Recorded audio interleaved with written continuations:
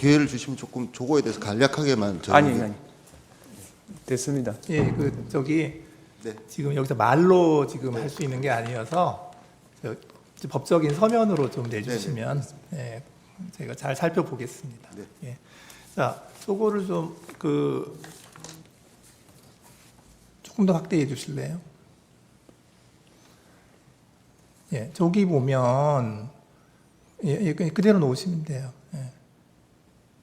저기 보면은 저게 갑제 28호의 1호증인데 헌법재판소 재판관 마은혁, 정계선, 조한창 선출에 관한 인사청문 특별위원회 위원 선임의 건 이래가지고 더불어민주당 대표의원이 이제 직인을 찍어서 이제 그 더불어민주당 의원들 중에서 인사청문 위원을 추천하는 공문이에요. 저게 날짜가 아래쪽 좀 12월 11일자입니다. 12월 10일입니다. 10일에 이제 그 의장한테 보냈죠. 그리고 나서 그 다음 장 뒷면 좀 보여주실래요?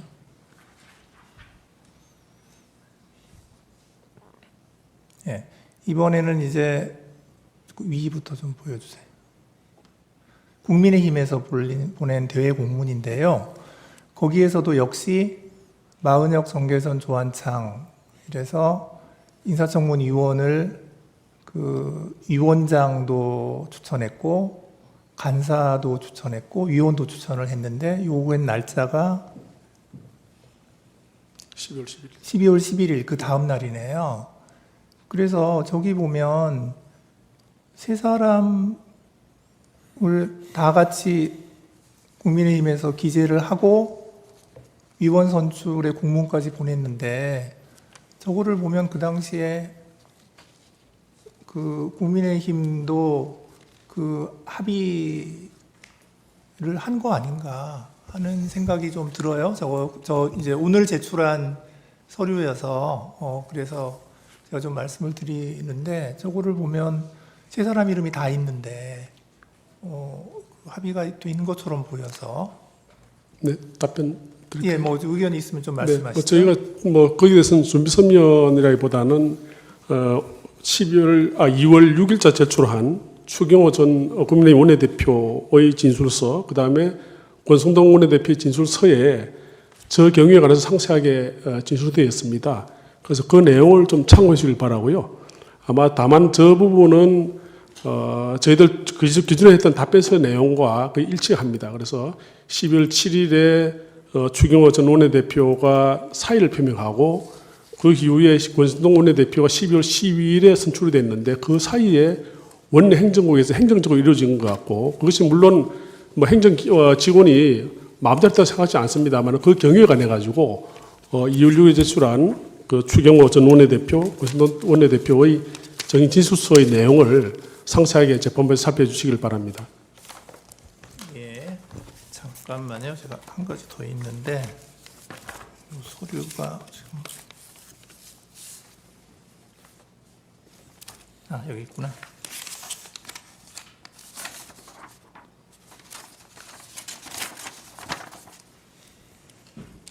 아까 그건 주세요. 저 주시고.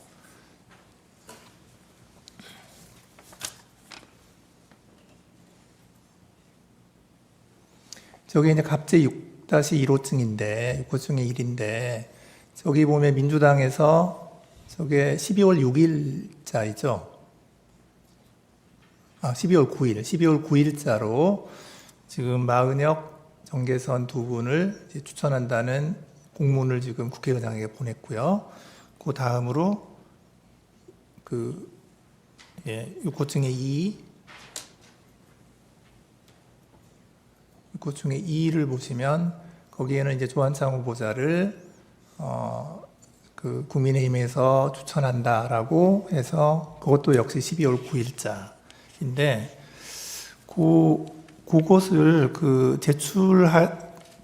국민의힘에서 제출하게 되는 경위에 대해서 조금 좀 추가로 말씀을 좀 해주시고요.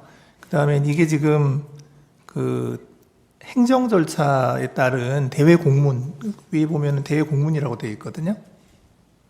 예, 대외 공문인데 저런 문서가 그 합의가 없는 상태에서 그게 제출될 수 있는 것인지, 그러니까 저걸 제출한 구체적인 이유가 어떤 것인지 하는 거에 대해서 저희가 좀 궁금해서요.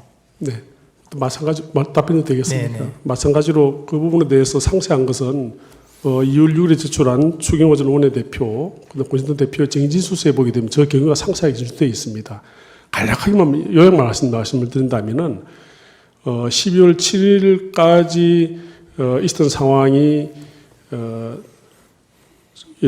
추경호 전 원내대표와 더불어민주당 박신다 원내대표 사이에 이 처음에 헌법재판관 1인 할 것이냐, 1대1로 할 것이냐, 또는 1대1 그리고 여야 합의를 할 것이냐가 논의를 하다가 1대1 하면은 문제가 없는데 나머지 한 분에 대해서는 9분이 다 이제 헌재가 완전체로 되기 때문에 헌법재판 소장을 어느 분으로 할 것이냐에 관해 가지고 논의를 하시던 것 같습니다. 그래서 전현직 재판관님 중에 이렇게 논의가 됐던 것 같고 그 과정에서 12월 7일 날 아까 말씀드린 대통령에 대한 탄핵 소추가 한번 무산된 이후에 추경호 원내대표가 사임을 하시고 그 이후에 12월 12일에 권신동 원내대표가 새로 선출됐는데 지금 말씀드린 12월 9일자와 12월 10일자 공문은 그 사이에 공백해 있었던 상황 같습니다. 그래서 이 새로 권신동 원내대표가 취임하신 이후에 국회의장을 방문하고 박찬대